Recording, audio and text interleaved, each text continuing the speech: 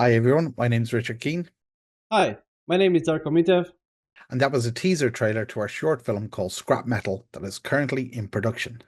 In this video, myself and Richard will show how we integrated Reallusion software to help bring our short to life. I've been working in the film and television industry now for over 20 years, and I'm an award-winning writer, director, and producer that works in both animation and live action. I've worked at several high-profile animation studios over the years and got to work on lots of Annie, BAFTA, and Emmy award-winning productions. I'm the owner of Outlet Productions, which is an award-winning boutique production company based in Dublin in Ireland. And if you click on the QR code now on the screen, you can visit our website. Myself and Darko first met several years ago when we worked together at Brown Bag Films in Dublin. We've been developing several projects over the years together, and we are delighted to showcase the work from our latest collaboration, Scrap Metal. Scrap Metal was created with the support of Animation Ireland and Screen Ireland through their Animation Innovation and Immersive Development Fund.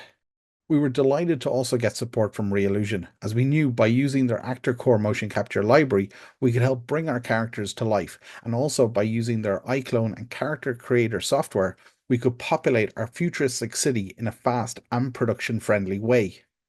I've been in this industry for over 13 years now, and I've worked for many high profile companies from TV show feature film animation, game cinematics, and VFX. When I was starting to learn 3D, I had this idea that one day I'll be able to create my own films and tell my own stories. It was about 2016 when I decided to focus my free time and try to create series of artworks which will depict different locations, characters, and cultures. Now, to help me create these artworks, I started writing small short stories that will describe the topic of each artwork. At the beginning, they were all separate artworks with separate stories, but as I started to create more and more, I realized that they somehow made sense together and they look like they can belong into the same universe. The latest one in this series is an artwork called Ore City. This one was created to depict the modern day of how this fictional world of mine would look like. When I saw this image, I asked Darko, "What are you doing with it?" And if I could write a story set in this stunning world that he had created. So he told me the backstory that he had. So I tried to incorporate those elements into the script, and then basically Scrap Metal was born. The basic concept of the short was that we wanted to create a chase film. The story follows our lead protagonist, Sybil. She hacks into a network that she obviously shouldn't be doing. She is then pursued by the security system, which is made up of AI robots. First is a drone type robot. And then after this, then she's followed by a more sophisticated biped robot. The idea behind using AI robots was that they could scan her movements and learn from them, so they can both predict her movements but also match her movements. This story aspect really helped with the production side of things of the film, as whatever movements she would end up doing, we could copy that animation onto the robot as it learned how she was supposed to be moving. There is a lot of keyframe animation in the short, but we also bought a motion capture suit to use, and this would really help speed up production. But we wanted her movements to be parkour-like. We didn't have the resources to hire an actor or the space to do this, so we started to do research and we can see could we purchase a pre-existing motion capture data online. This is where we discovered Reallusion and their ActorCore library. ActorCore has a huge selection of 3D motions and characters and have a free auto-rigging software called AccuRig, so we knew this would be a huge help to us. We selected 3D motion and typed in parkour to see what they had on offer. Straight away we could see that there was 126 items matching that description, which was fantastic. But not only that, they actually had a whole motion capture collection called Parkour. This was an amazing find and we knew that it would greatly help our project. But with parkour movements, there are often lots of extra flips and tricks that they pull off to sort of help embellish it. And though they look great, we aim to make our character's actions more practical, focusing on only the essential movements she needed to do to avoid her robot pursuer.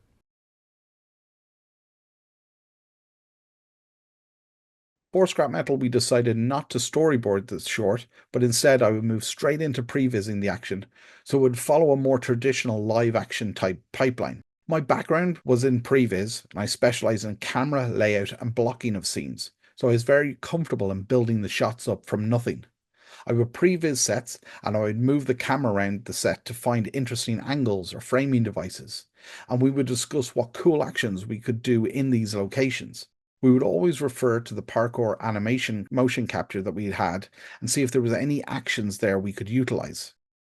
So for a scene set in a subway, we searched through the ActorCore library and found some really nice movements. One of them is grabbing onto a pipe and another one is swinging off it. But we knew we didn't want to use all the movements that were in the motion capture clip, so we only chose the frames that we actually needed, and this would then determine our cut points in the sequence. In the slowed down version, you can see how we use the motion capture clips and then cut around them to make a dynamic action sequence. We've got to use a lot of great motion capture footage throughout the short, and sometimes we didn't even have to alter anything. For example, we found this lovely motion capture and decided to build a shot around it. The great thing about ActorCore's preview screen is that you can actually see the animation from all different angles to see how it looks. So I could see how this would look from the angle I wanted to shoot it from, and then bring it into the set, and I know it would work exactly for what I wanted. We then added the robot into the scene, so there's a reason for her to react like this. Obviously his animation at the moment is just rough previs. Back to the subway sequence, I'll now show you how the entire scene looked when it was initially prevised out.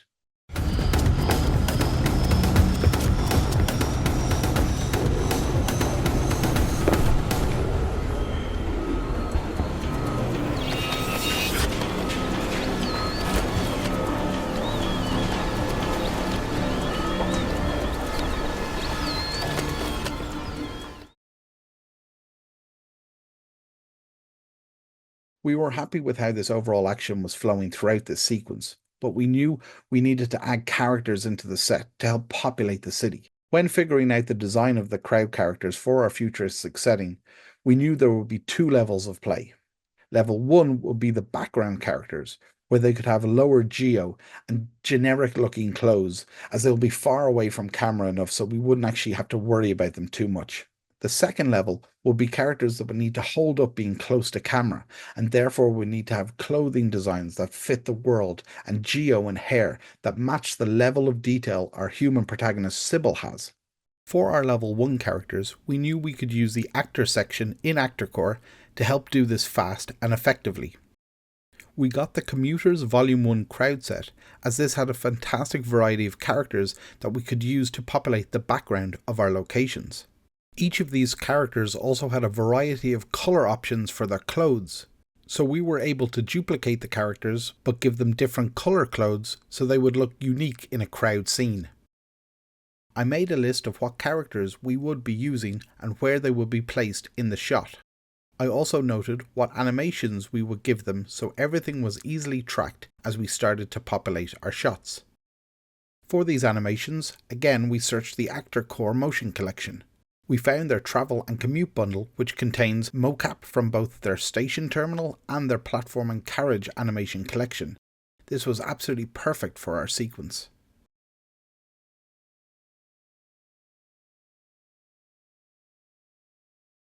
Once I finished with the previs version of the subway, I sent it over to Darko and he modelled the set in all its glory.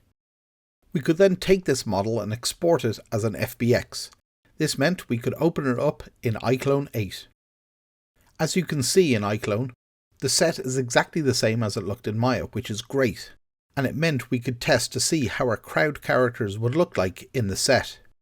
Starting with the level 1 characters I mentioned earlier, I went to the background of the set where they would be, and I found the businesswoman model I had on my list and easily dropped her into the set, and she snapped into place.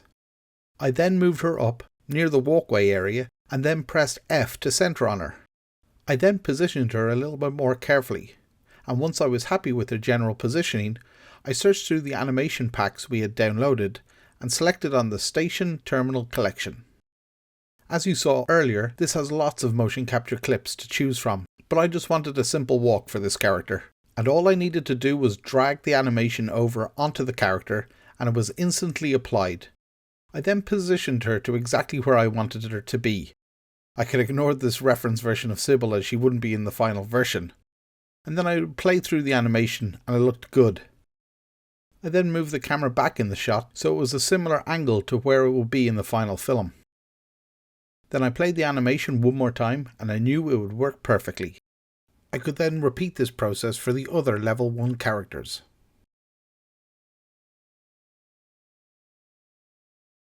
We completed Sybil's animation in this sequence and then added the characters into the scene, both level 1 and level 2 characters. And additionally, we added robot characters and a cleaning vehicle to help populate the scene and make it feel much more alive. Here's what it looked like in the end.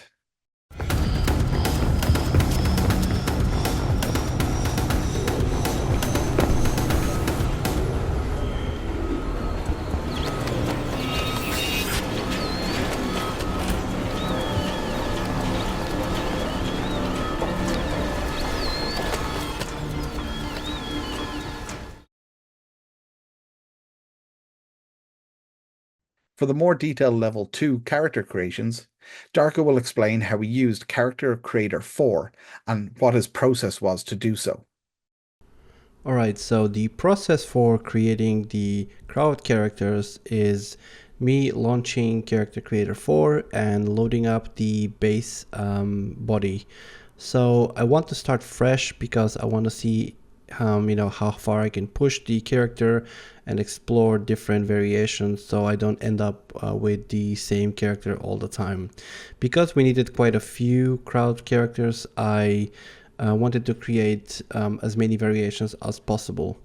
Now, if you are pressed with time or if you like a shape of any of the existing base bodies that come with Character Creator, you're free to start with that. In fact, for some of the characters, I did start with that. And also you can select the neutral body, but then if you go to the actor slider, you actually have a lot of heads that are predefined, which you can use as a starting point.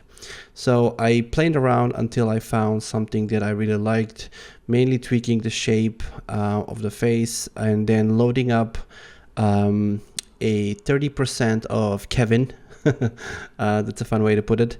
But basically we added like a little bit of Kevin because I liked his bony structure, and then I'll be tweaking this in ZBrush later on, so to make it look a little bit less like him.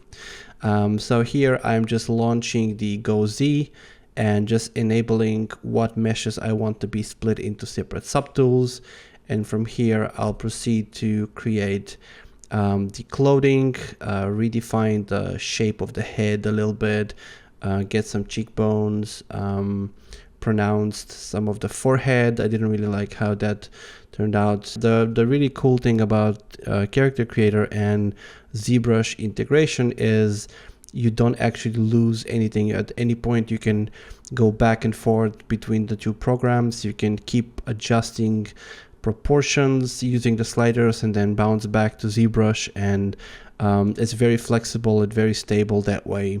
And as soon as you find the shape that you want, you can actually use the topology that comes with Character Creator body to start modeling the clothes. Now eventually I will do a zero mesh of the clothes because I want my sculpted details to match, but as a base I basically duplicate the body and I start extracting pieces to create the shirts, and then I'm going to do the same thing later on for the pants and all the other things. So yeah, basically it's a very standard character workflow. You have a lot of flexibility.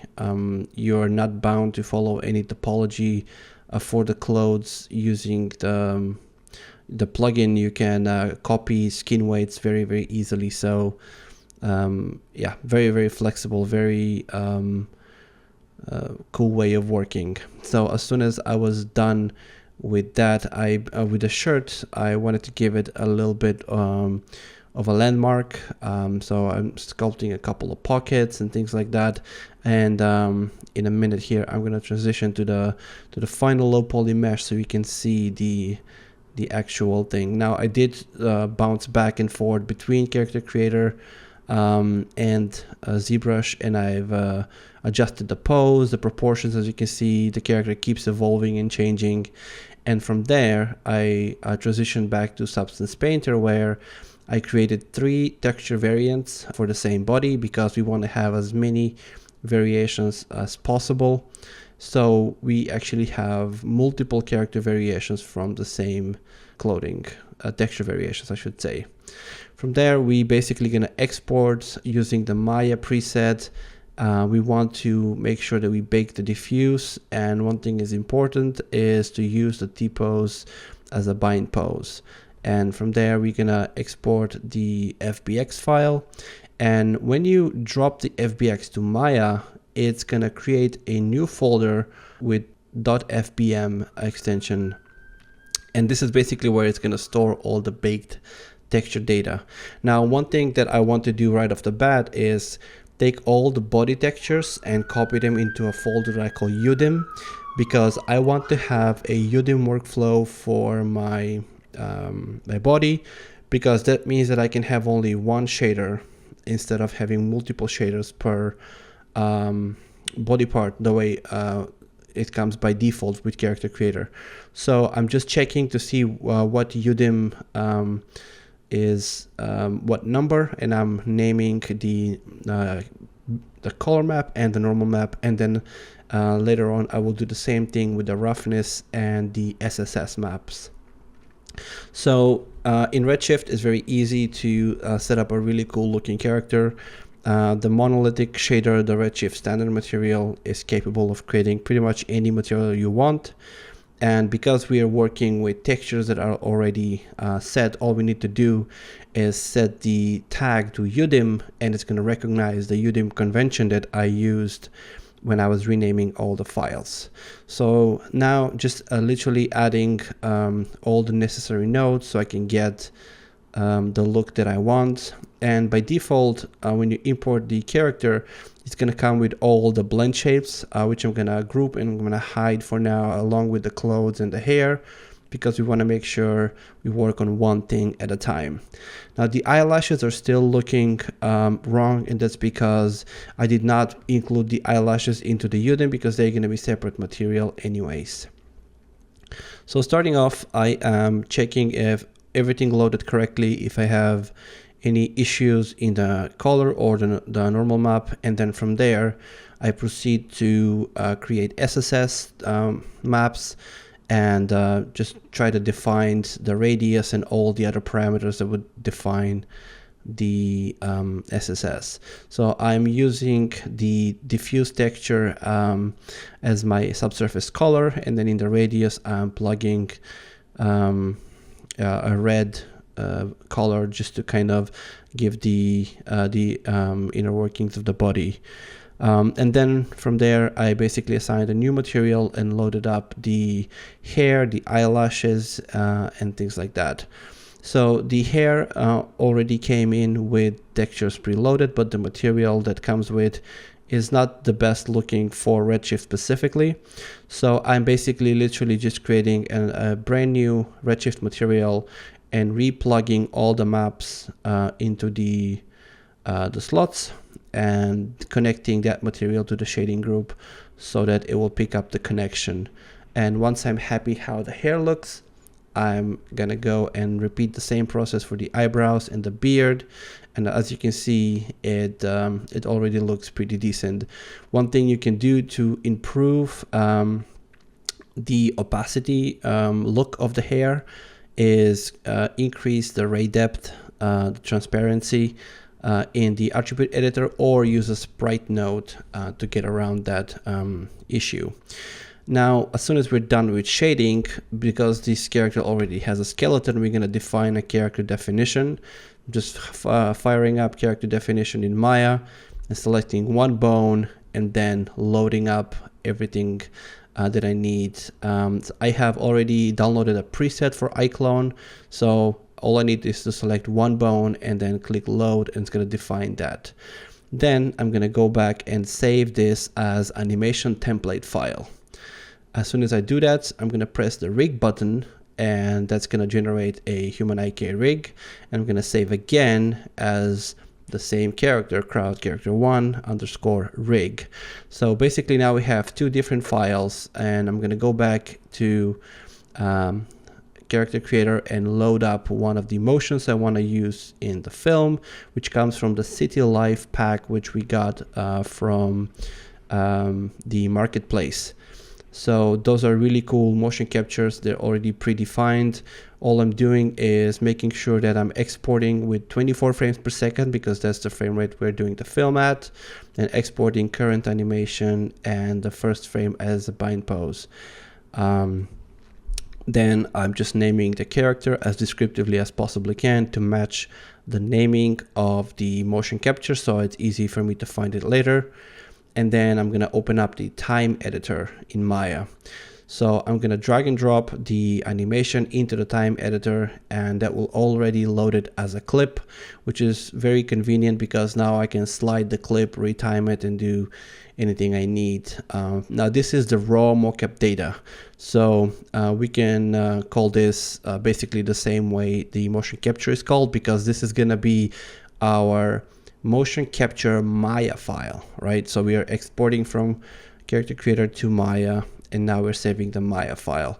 Then I'm going to open up a brand new file, which is going to be my shot file, and I'm going to reference my rig and my motion capture file.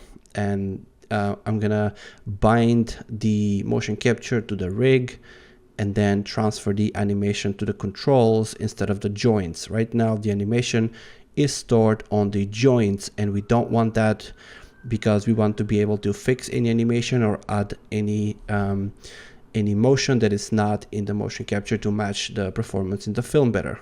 So as soon as we bind all of them together, I'm going to click bake to control rig, and that's going to go and transfer all the data to the actual controls, which is great. Then all you need to do is delete or disable your motion capture file, and now your shot file is left with the rig and the animation already set. Then you can create animation layer and add any tweaks you want for your particular shot. We have a shot where the girl, which is the protagonist, is running quickly past this guy, and he glances up from his phone to acknowledge her, to see if there's anything he needs to worry about. And as soon as he sees just a girl running, he is going back to his interesting news on the phone.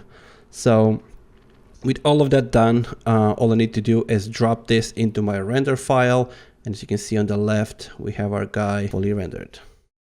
Here are several level 2 characters that we created for the purposes of our film.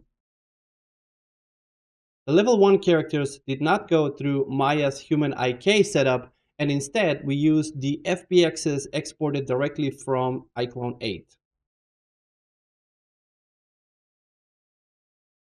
Now that you've seen a sneak peek of how the final rendered sequence will look like, we can now show you the full sequence, and you'll be able to see how great the characters worked in the shots and how they really helped make it feel like a real city that's full of life.